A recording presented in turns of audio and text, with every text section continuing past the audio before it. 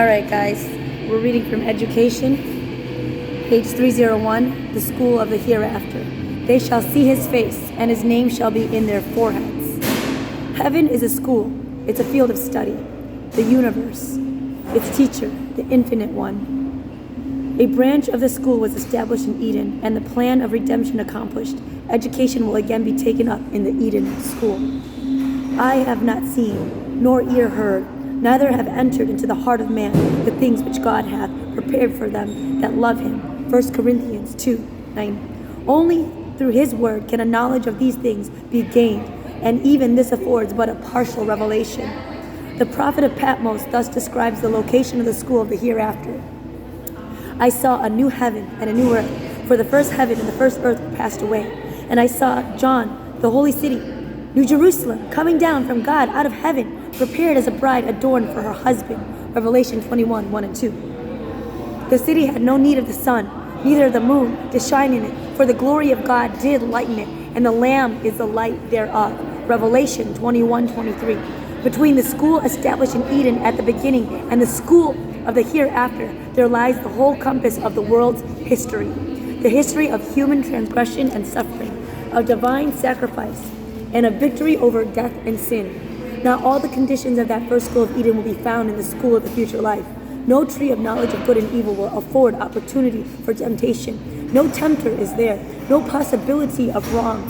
Every character has withstood the testing of evil, and none are longer susceptible to its power. To him or she that overcometh, Christ says, will I give to eat the tree of life, which is in the midst of the paradise of God. Revelation 2:7. The giving of the tree of life in Eden was conditional, and it was finally withdrawn, but the gifts of the future life are absolute and eternal. The prophet beholds the river of life, clear as crystal, proceeding out the throne of God and of the Lamb.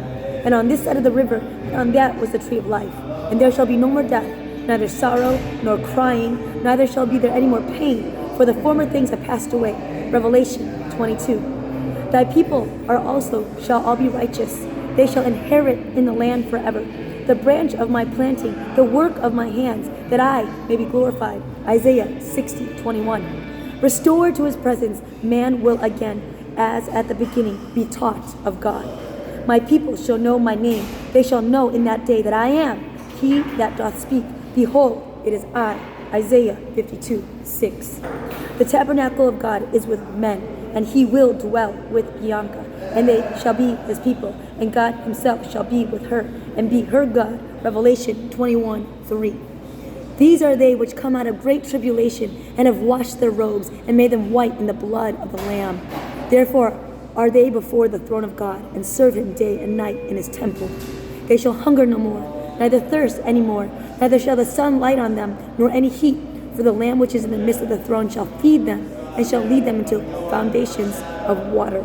Revelation 7:14-17.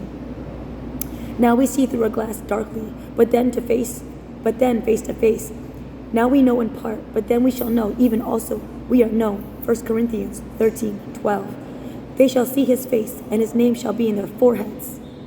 Revelation 22:4. Bianca will see his face, and his name will be in Bianca's forehead. Revelation 22:4.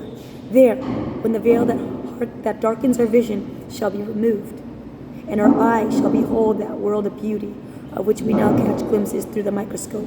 When we look at the glories of heaven, now scanned out through the telescope, when the blight of sin removed, the whole earth shall appear in the beauty of the Lord our God. What a field will be open to our study. There, the student of science may read the records of creation and discern no reminders of the law of evil. He may listen to the music of nature's voices and detect no note of wailing or undertone of sorrow. In all created things he may trace one handwriting. In the vast universe behold, God's name written large, and not in earth or sea or sky one sign of ill remaining. Hallelujah. Stay tuned for part 2. Peace.